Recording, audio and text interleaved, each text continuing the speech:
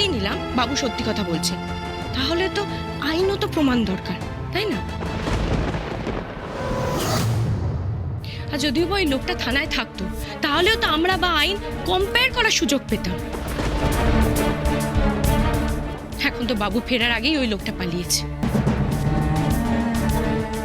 এই ফুরি, তোর কি এসব কোইন্সিডেন্ট মনে হচ্ছে? বলো অর্জুন। আরে বাবা, তুমি একটা কথা বলতো, বাবুর এসব কথা তোর বিশ্বাস হচ্ছে? তুই মেনে নিতে পারছিস? যাই হোক, আমি পুলিশ ডেকে নিয়েছি, এবার পুলিশ এসে যা করার তাই করবে, ব্যাস। তুমি কি বললে বড় বৌমা? তোমার এত বড় স্পর্ধা, তুমি আমাদের কাউকে না জিজ্ঞাসা করে পুলিশে খবর দিয়েছো বাবুর সত্যতা যাচাই করতে?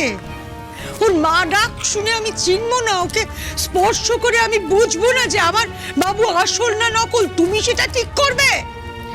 মা, আমি এটা ঠিক করতে পুলিশকে ডাকিনি, মানলাম যে এটাই আসল বাবু, কিন্তু নকল বাবুর যদি কোনো অস্তিত্বই না থাকে, এই বাবু যদি মিথ্যে কথা বলে, আমাদের জীবনে যদি আবার আবার বিপদ আসে, ফড়িংয়ের জীবন যদি ছাড়কার হয়ে যায়, তখন মা এসব আপনি ভেবে দেখেছেন? বাবুর কথায় আপনি এতটা দুর্বল হয়ে পড়ছেন কেন মা?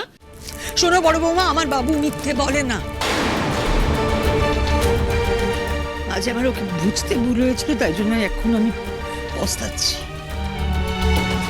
আমার বাবুকে না তুমি আমাকে চেনাতে এসো না। ও যে আমার বাবু, আমার ছেলে, তাই নিয়ে আমার কোনো সন্দেহ নেই। বর্দি ভাই, ও বর্দি ভাই ছেড়ে দাও না গো, মেজমা যখন চাইছে না তুমি ওদের বারণ করে দাও আসতে। কেন আমি বারণ করব? আমি ওই বাড়ির একজন, আমি বাবুকে বিশ্বাস করতে পারছি না, ব্যাস আমার প্রমাণ চাই। মা, ফড়িং আর অর্জুনের বিয়ে আমরা সবাই মিলে দিয়েছি, আমাদের কিন্তু কোনো অধিকার নেই আবেগে ভেসে গিয়ে ওদের জীবনটা নষ্ট করার।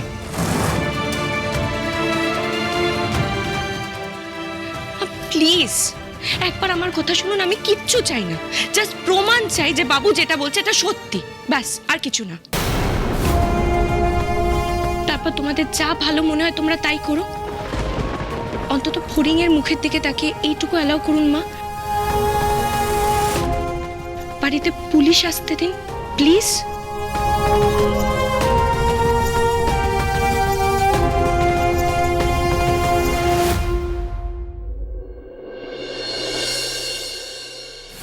বাবু একটু আ করো, বাবু একটু মুখে দাও। কি হয়েছে বাবা? মাথায় কষ্ট হচ্ছে? না না না, আমি কিচ্ছু খাবো না। ওরকম করে বলে না বাবা, একটু খাও, খেয়ে নি, ওষুধটা খেতে হবে, সেরে যাবে সব। কি করবো আমি ওষুধ খেয়ে মা? কি করবো? আমার আর বেঁচে থেকে কোনো লাভ নেই। আমি কিচ্ছু খাবো না, কিচ্ছু খাবো। তুই বুঝতে পারছিস না তোর এই কথাটা শুনলে আমার কতটা কষ্ট হচ্ছে? মা, আমার কিচ্ছু ভালো লাগছে না মা। আমি আসার পর থেকে ফড়িং একবারও আমার সামনে পর্যন্ত এলো না, একবারের জন্য জানতে চাইলো না আমার কি হয়েছে, আমি কেমন আছি। আমার বেঁচে থেকে আর কি লাভ মা? আমি বাঁচবো না, আমি কিচ্ছু খাবো না, কিচ্ছু খাবো না। বাবু আমি তোর কেউ নই? মা, তুমি তো আমার সব ছিলে মা। আমি সেই তোমার কথা অবজ্ঞা করে ফড়িংকে বিয়ে করেছিলাম কিনা বলো? শহরে এনেছিলাম, এত ভালোবেসেছিলাম, এত ভালো রাখার চেষ্টা করেছিলাম। ও বেমালুম সব কিছু ভুলে গেল। ও বিশ্বাস করে নিল আমি এতটা খারাপ হতে পারি। আমি তোমার কথা না শুনে পৌশালীকে বিয়ে না করে ফড়িংকে বিয়ে করেছিলাম, কারণ ওকে একটা নতুন জীবন দিতে চেয়েছিলাম। সব করেছিলাম ওর জন্য, সব করেছি। ওকে ওকে একটা নতুন জীবনও ফিরিয়ে দিয়েছি। আর আজকে যখন আমি সব হারাতে বসেছি, ও আমার পাশে নেই, আমার সামনে পর্যন্ত আসছে না। আমি আর বাঁচবো না মা, আমি আর বাঁচবো না। আমি কিচ্ছু খাবো না, কিচ্ছু খাবো না, আমি কিচ্ছু খাবো না, কিচ্ছু খাবো না।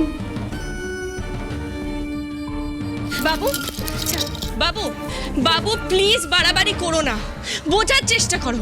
এখানে আমাদের হাতে কিচ্ছু নেই, মা বাবার হাতেও কিচ্ছু নেই, ওদের কিচ্ছু করার নেই।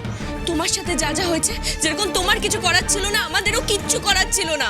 মায়ের উপর কেন মেন্টাল টর্চার বলছি বাবু। না না আমি বাঁচবো না, আমি মরে যাবো, আমি মরে যাবো। বাবু ডাকবেন। কি করছিস? কি করছিস বল? বল সেখানে। আমি আর বাঁচতে চাই না মা। ওই খারাপ লোকটা আমার থেকে আমার ভালোবাসা, আমার চাকরি, আমার পরিবার সবকিছু কেড়ে নিল। আমি আর বাঁচবো না, আমি আর বাঁচতে চাই না মা, আমি আর বাঁচতে চাই না।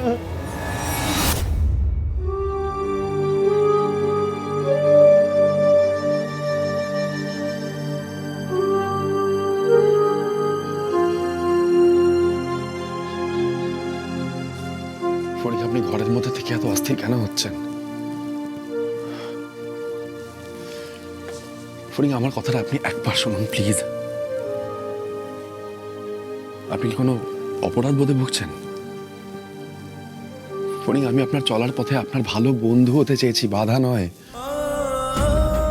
ফরিদ, অপ্রদীপ বাবুর যে এই মুহূর্তে আপনাকে খুব প্রয়োজন সেটা তো আপনি বুঝতে পারছেন, তাহলে কেন যাচ্ছেন না আপনি? কিসের দ্বিধা আপনার? আপনি কি আমার কথা ভেবে যেতে পারছেন না?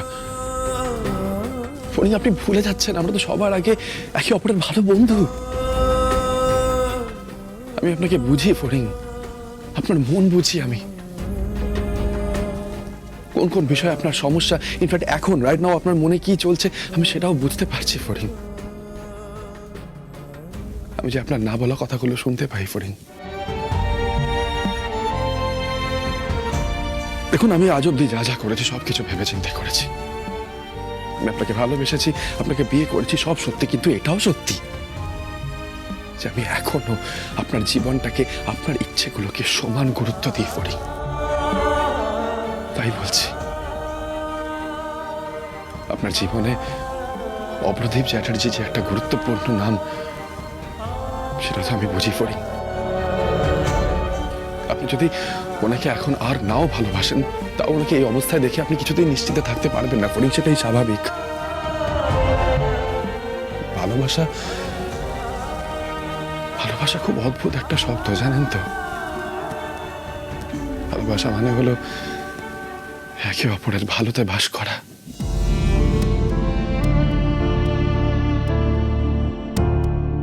আপনি যদি আমার সঙ্গে থেকে ভালোই না থাকতে পারেন, তাহলে যে আমার ভালোবাসাও মিথ্যে হয়ে যায় ফরিদ।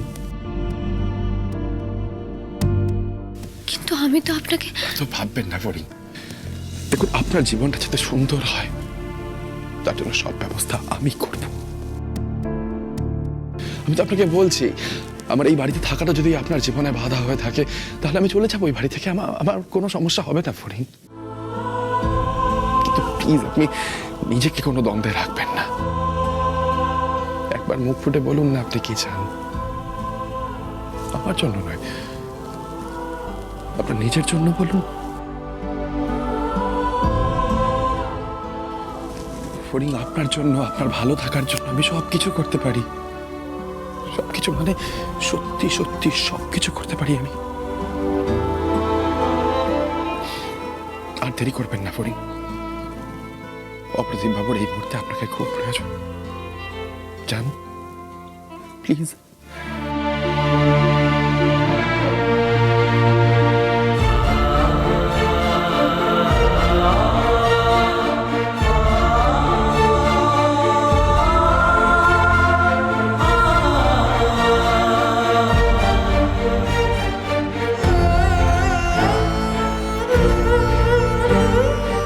ফরিদ, আপনার ভালো থাকার জন্য আমি আপনার জীবন থেকে অনেক দূরেও চলে যেতে পারি।